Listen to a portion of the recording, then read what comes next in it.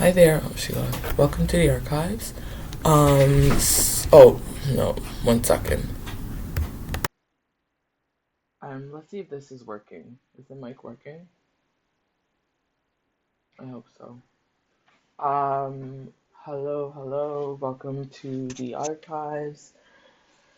I saw a clip recently of just a short clip of I think it was the American Vice President J.D. Vance, and he was saying how his Christianity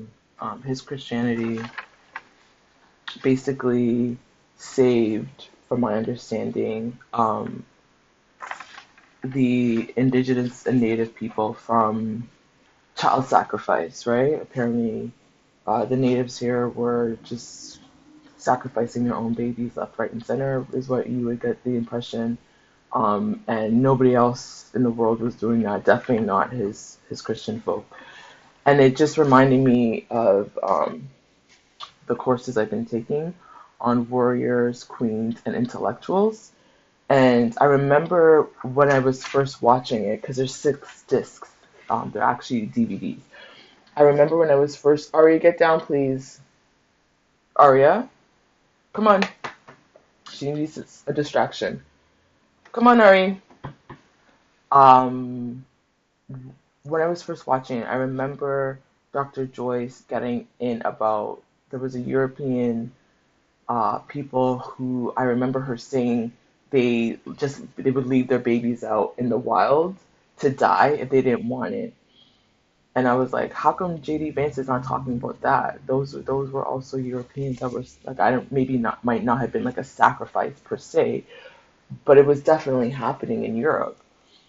So I went back to disc one, which is the very first one. I went back to the very, very first one, and thankfully that's the one she had mentioned, and that was Julia the Elder.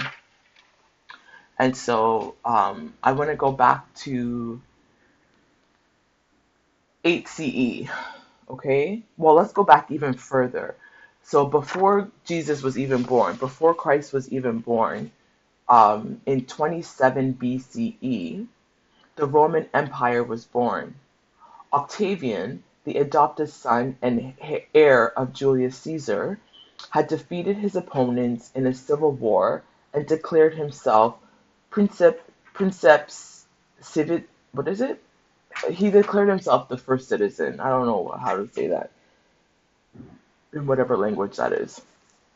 But Julius Caesar, no, in 27 BCE, the Senate granted him the title Augustus, meaning great or venerable, and a new order was born. Augustus called it the Principate, but historians ever since have called it the Roman Empire.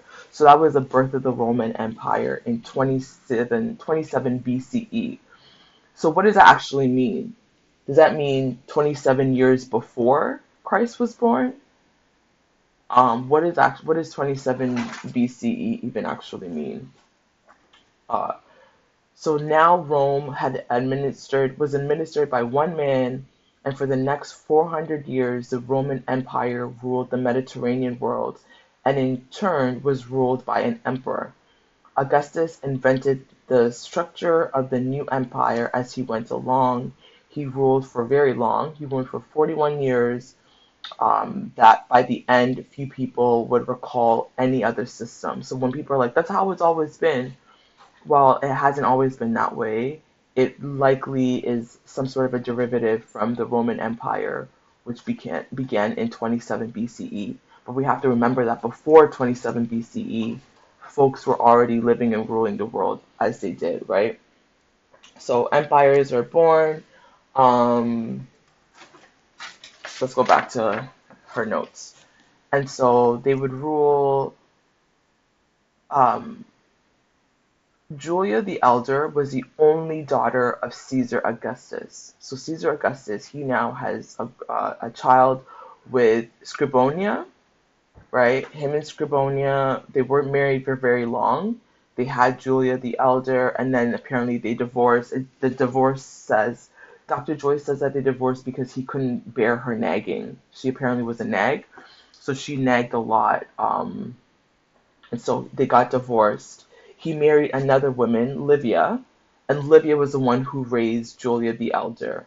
And so Livia was a very modest woman. She raised Julia to be very modest as well too.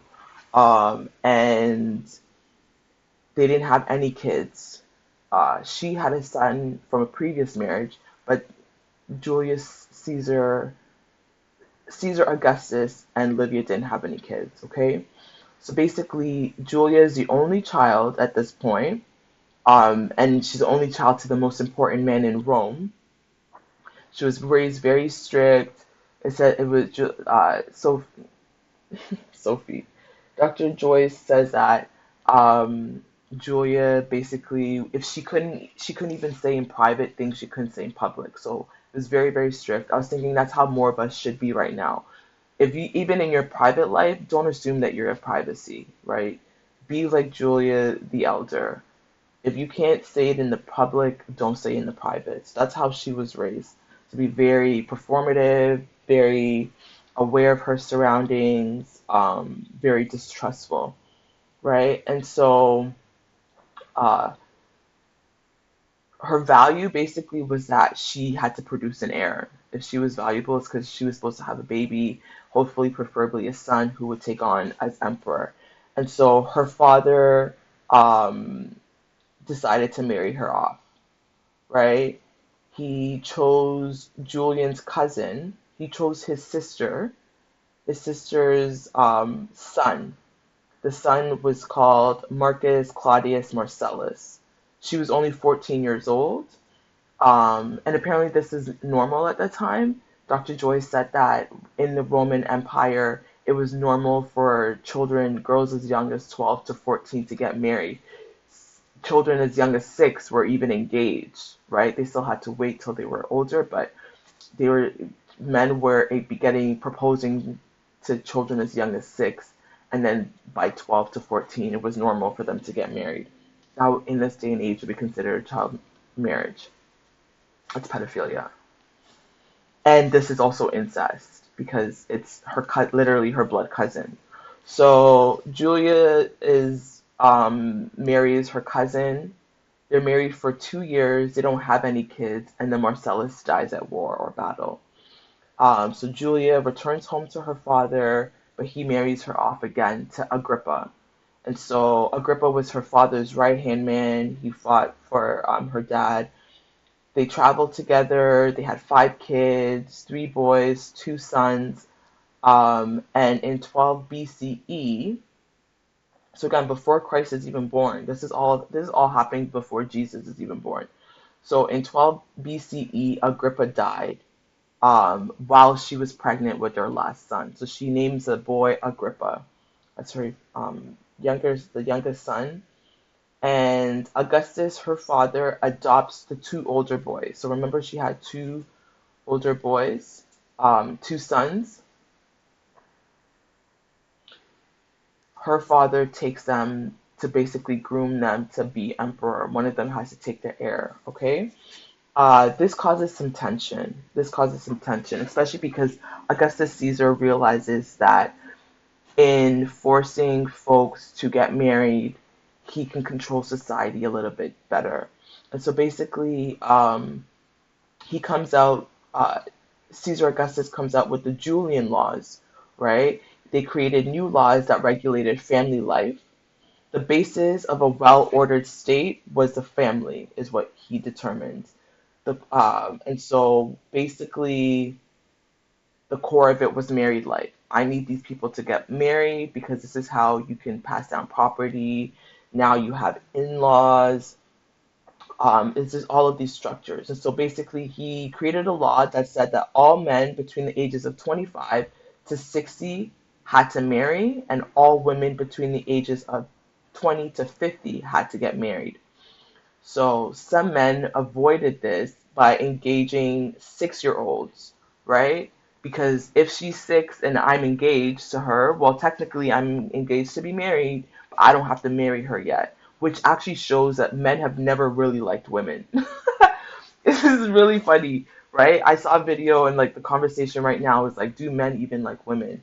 And it's like even as far back as then, men would to avoid getting married to women, and women also didn't really want to get married to them either, because we're gonna get into that later. But you could see that like some men actually did not want to marry girls. Like they were just like, I'm gonna, oh, guess what? I proposed to the 6 year old. Ah, I'm technically getting married. We just have to wait. So men were delaying marriage. Um, Women, it said, were also delaying marriage as well too. They didn't want to get married, and so what happened was they changed the law. So then, once Augustus recognized that men and boys were avoiding delaying marriage, he restricted the duration between engagement and marriage. So he was like, I don't know what the time frame was, but he limited the age between engagement and marriage to kind of curb that. Morality laws were easier to pass than to enforce, right? So he passed it, but it was hard to get people to enforce it. And Dr. Joyce says the problem wasn't sex. Men had a lot of mistresses, they were having sex, right? It was the ties to family obligations that they wanted to avoid, right? Now they have to take on property. They have to deal with in-laws. Now there's political ties.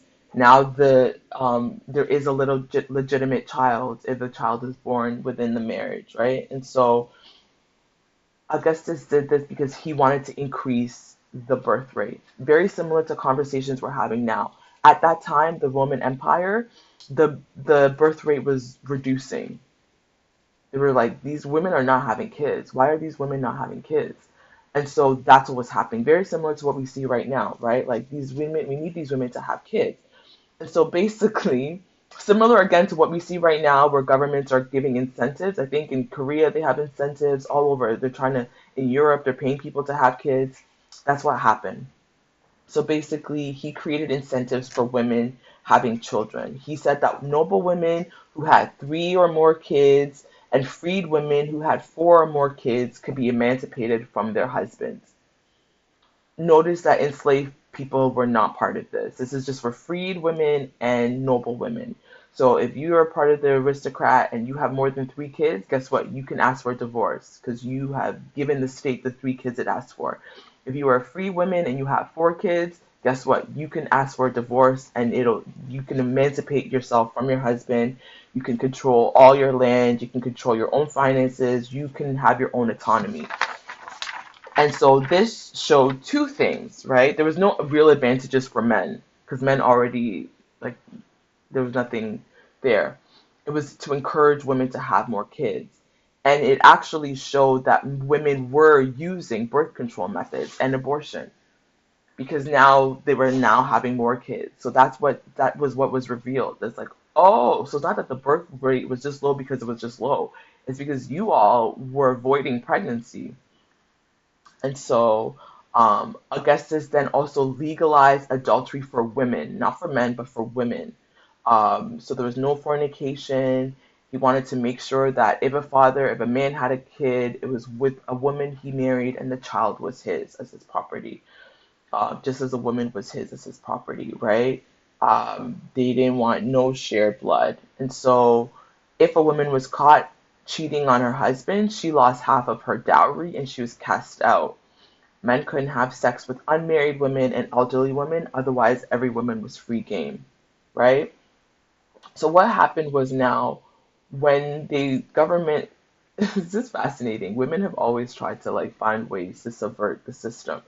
And so now that they're like, you have to have kids, you got to get married, noble women fought back by registering as sex workers, as prostitutes, right? Because prostitutes is the term used then, were exempt from fornication laws. The sex workers could have sex with whoever they wanted, right? And so the noble woman was like, oh, so this is how we can have adultery. Let's go register as sex workers because they didn't have no shame about being sex workers. So a lot of the noble women were registering as prostitutes. Government came in, empire struck back and was like, oh, this is what you're doing? So now no noble women can register as a sex worker. So then they took that away from them as well too. And so, yeah, that didn't work. But the women did try, right? They definitely, you can't say they didn't try. They had the audacity. They said they found a loophole. the government curbed that. And so you have to remember that all these laws apply to his own daughter. So because he says that women between this age to this age need to be married, he had to find his daughter a new husband. And so he chose Tiberius, which is his stepson from Livia. So Livia's son from her first marriage. Tiberius was already married. He wasn't looking to get married. Her father made him get a divorce and marry his daughter. She didn't want to get married either, so they hated each other. So Julia and Tiberius did not get along at all. They had a baby, but a son, but they lost it. It was insinuated that it was probably an abortion. That was a rumor, was she didn't want the child. And so, since she already had three kids, technically, she chose to be emancipated from her husband. So she chose to be emancipated from Tiberius. She went on controlling her own money. She took on lovers. It said that Julia the elder, even sold herself as a sex worker. Um, yeah, she was partying, she was having lots of sex. In 2 BCE, so now we're getting closer to 2 BCE. So I think it's now we're like 2 years away from when Jesus is being born. Is that what 2 BCE is? Correct me if I'm wrong. But in 2 BCE, word got back to her dad that she was basically being a scallywag, right? She's too much sexual autonomy. She's just out here just living her best life. You are the one who made this law. Your own daughter can't apply by this law? No. And so he had her exiled. He had his own daughter exiled. He sent her off on an island, which is now considered Ventotene in Italy. He banished her off. She was forbidden from drinking the wine of the region. He controlled who came in to the island. Her daughter, Julia the Younger, came at one point. She was the one who had a baby. She came when she was pregnant. Once the baby was born, her grandfather was like, "You're not keeping this child." And he had the child left in the wilds to die. The child died. And so, yeah, basically that's it. Julia the Anger was also living fast life, and so he um he had the baby killed. She had another son, Agrippa. Remember her last son before Agrippa died? So that son also was not on his best behavior. So his grandfather had him exiled. So basically, Caesar Augustus had his daughter exiled, his grandson exiled, and his granddaughter exiled. The grandson was eventually killed, and I think he sent his granddaughter to a convent or something like that. So because there was no male heir, Tiberius, her husband, basically became the emperor once her dad died. And he came looking for revenge. Because remember, she exiled. She was like, I want to be emancipated from him. So basically, now that her ex-husband is the emperor, he takes away all of her funding. He basically starves her. He's like, "Oh, you wanted to divorce me because you got your freedom. Now let me take your freedom away from you." So basically, she just lived a life of poverty. Apparently, she died of starvation. And yeah, Tiberius took over as emperor. He cut the allowance off that she was getting. He put her on house arrest. And yeah, her daughter was also exiled and her son was killed. So that's the Augustus Caesar for you. Caesar Augustus and his daughter Julia the elder and her daughter Julia the younger. So that was the Roman Empire at that time. And I think Jesus was born sometime in that. So she died in 14 CE. So now 14 CE is when Jesus has died. So does that mean Jesus was 14 years old when she died? 14 CE? Is that technically Jesus would have been 14 years old? Is that how that works? Because Christ is now born? Anyways, I want to share that yes, the Roman Empire also sacrificed their own. They also killed people, including their own kids and their own grandkids. They left the babies out in the wild to die, and when their sons and their daughters were going against the emperor's rule, they had them also killed as well too. So yeah, just a little bit about the Roman Empire as it was born. as it was starting to, and the marriage law. So you also see that like women did have some freedom, and then with the rise of the Roman Empire, women's roles were becoming more and more limited, right? So you got to marry. Once you get married, he owns you. So bad, so sad. So until next time, in solidarity.